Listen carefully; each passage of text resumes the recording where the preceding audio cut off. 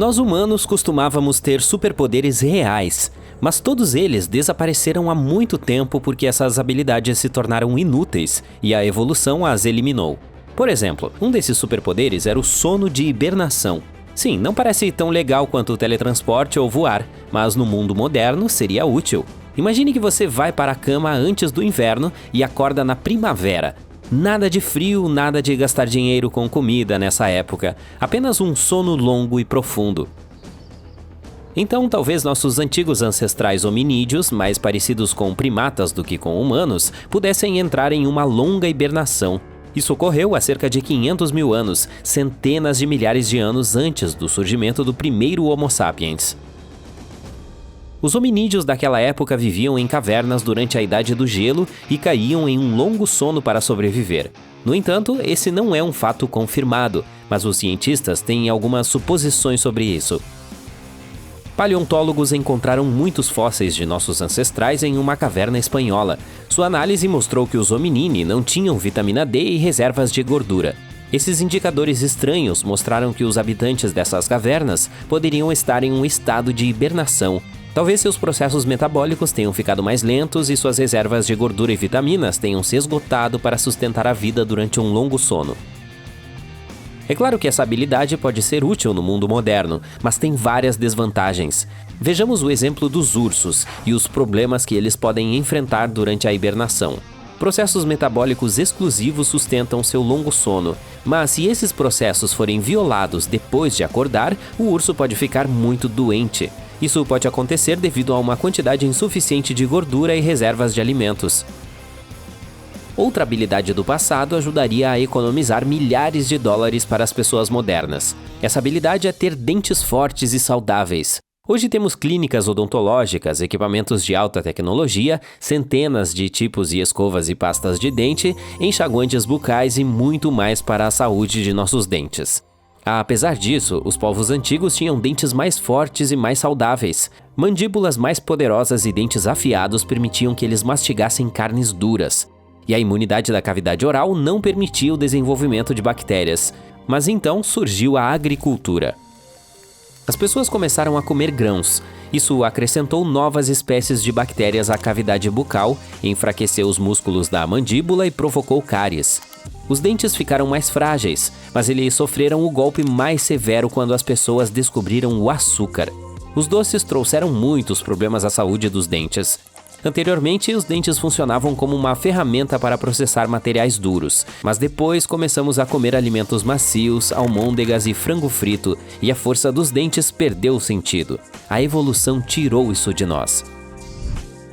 Nossos ancestrais eram mais altos, mais fortes, mais ágeis e mais resistentes do que nós. Alguns dias passados no campo enquanto caçavam mamutes eram equivalentes a um mês de treinamento regular na academia.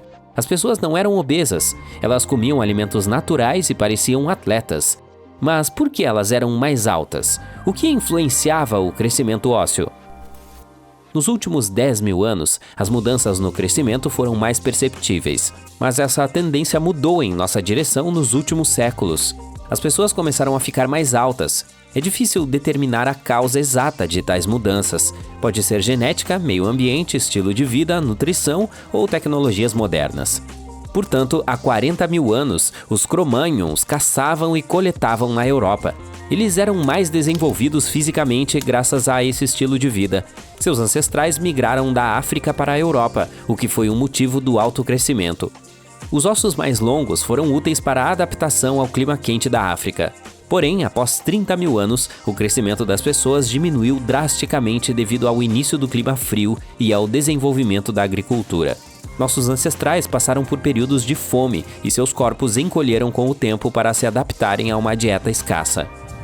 Além disso, o fato de viver próximo ao gado provocou o surgimento de novas doenças. Tudo isso afetou a aparência dos povos antigos.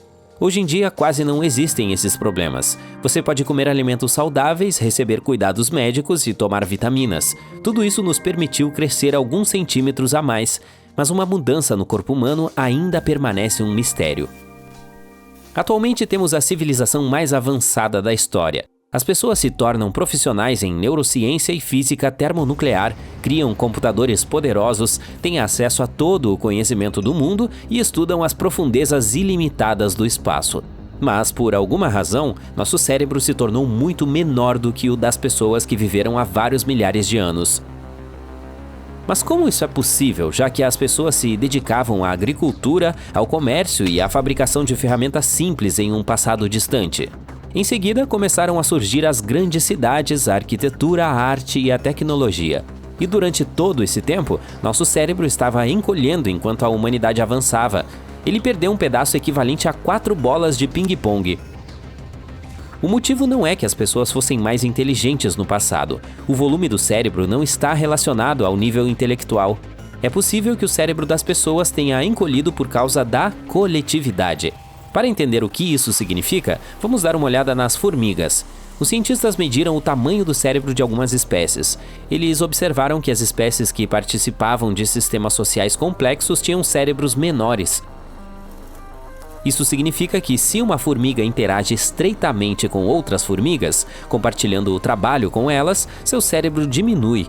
O compartilhamento de tarefas com outras espécies contribui para o encolhimento do cérebro. Suas habilidades cognitivas são distribuídas entre diferentes grupos que realizam diferentes trabalhos. Parece que um cérebro descarrega seu trabalho e, portanto, fica menor.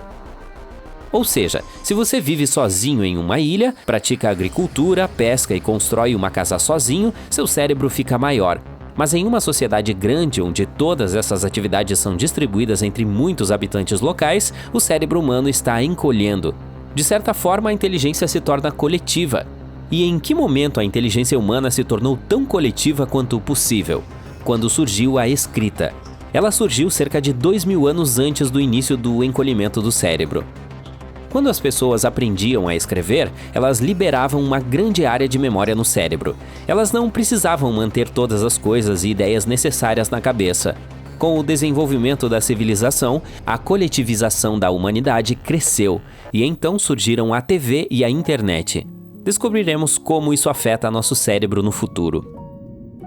Por um lado, o volume pode diminuir ainda mais, mas por outro lado, estamos cercados por um fluxo interminável de informações. Ainda não sabemos como isso afetará o tamanho do cérebro. A coletivização da consciência é apenas uma das hipóteses segundo as quais nosso cérebro aumentou. Outra teoria diz que isso aconteceu por causa do estilo de vida doméstico. O cérebro de um cachorro, gato ou outro animal de estimação é menor do que o de seus ancestrais que viviam na natureza sem um humano. Quando as pessoas começaram a viver em cidades e a gastar menos energia para obter alimentos, seus cérebros também começaram a encolher. Além do tamanho do cérebro, as pessoas passaram por muitas mudanças. Atualmente, a humanidade apresenta uma enorme variedade de aparência, o que não acontecia com o Homo sapiens primitivo. Em um passado distante, eles possuíam as mesmas propriedades físicas características de uma determinada região. Por exemplo, uma constituição baixa e atarracada era típica de pessoas que viviam em condições frias. A área corporal de uma pessoa pequena ajuda para que ela se mantenha aquecida. Além disso, a área corporal de uma pessoa alta libera calor com mais frequência, portanto as pessoas das regiões quentes da África são mais altas. E em locais onde o calor é intenso durante o dia e geadas ocorrem à noite, as pessoas podem desenvolver a capacidade de baixar a temperatura corporal sem sentir frio e tremer. Esse fenômeno afeta as tribos nativas australianas que vivem no deserto central. O ambiente afeta as características externas quase tão bem quanto a genética. E nos últimos 40 mil anos, a velocidade da evolução aumentou. A capacidade de viajar e o crescimento da população contribuíram para a mistura de diferentes grupos étnicos em todo o planeta, o que também proporcionou diversidade na evolução. Parece que a humanidade ainda está chegando ao ponto mais alto da nossa evolução, e talvez não haja limites para isso.